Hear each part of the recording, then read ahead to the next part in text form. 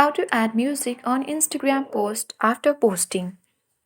First, you will launch Instagram app on your device. Make sure to sign in to your account.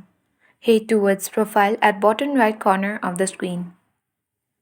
Now choose any post where you want to add the music on. Tap three dots of this post and now tap edit button. At top you will get different options like add collaborators, add location, add music and add AI label. For now, tap add music option. And from this For You section, you can easily choose any song of your choice, or either you can browse as well. Using the search bar as well, you can type in any song name and find it. Now you can simply choose the clip and then the duration as well next to this 30 seconds and make it to any duration. Suppose let's say 20 seconds and tap the on button.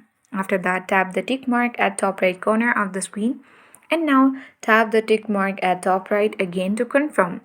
And once you do that, you will successfully add music on a post after posting on Instagram. That's it.